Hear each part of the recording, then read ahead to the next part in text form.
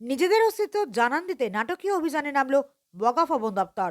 বগাফা বন দপ্তরের রেঞ্জার সহ অন্যান্য কর্মীরা প্রতিনিয়ত মাসোহারোর বিনিময়ে বনদস্যুদের অবৈধভাবে বনভূমি ধ্বংস করার সুযোগ করে দিচ্ছে বলে অভিযোগ উঠে আসছে। এতে করে বনদস্যুরা অনায়াসে প্রতিনিয়ত বন ধ্বংস করে যাচ্ছে। বগাফা ফরেস্ট রেঞ্জের কর্মীদের সহযোগিতায় প্রতিনিয়ত বালু মাফিয়ারা অবৈধভাবে মেশিন দিয়ে বালু উত্তোলন করে যাচ্ছে এবং বন দপ্তরের অনুমতি বাহিনী বালি পরিবহন করছে। এই কাজের জন্য সহযোগিতা করছে বগাফা ফরেস্ট রেঞ্জের অফিসার জিতেন্দ্র বিশ্বাস, বন দপ্তরের কর্মী সাইশা মক সহ অন্যান্যরা। জিতেন্দ্র বিশ্বাসকে মাসিক অর্থ প্রদান করে শান্তির বাজার জেলা হাসপাতাল সংলগ্ন এলাকায় অবৈধভাবে বনভূমির জায়গা দখল করে দোকানপাট করার অভিযোগ উঠে আসছে।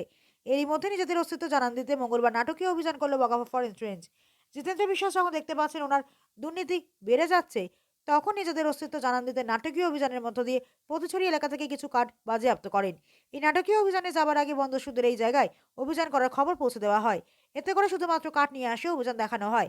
অভিযান সম্পর্কে সংবাদ মাধ্যমের সামনে জানান জিতেন্দ্র বিশ্বাস। তিনি জানান কাঠ আটক করা হয়েছে, কিন্তু বন্দস্যুদের আটক করা সম্ভব হয়নি। বগাফা ফরেস্ট রেঞ্জের এই ধরনের নাটকীয় অভিযানে সমগ্র শান্তির বাজার জুড়ে হাসির রোড উঠেছে। হ্যাঁ, বলুন।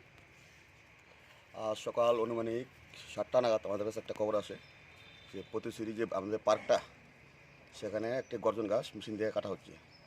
তো অ্যাকর্ডিংলি আমি স্টাফ নিয়ে যাই। তো যাওয়ার পরে মেশিনটা পালিয়ে যায়। তারপরে গিয়ে আমরা প্রায় চার্জ করে প্রায় 1 কামাল মানে চিরানো কাঠ পাইছি। কারোর কি অ্যারেস্ট করা না, হয়েছে বা কারোর তারা পালিয়ে গেছে।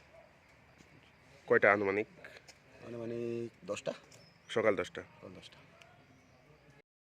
ব্যুরো রিপোর্ট, হাল্লা।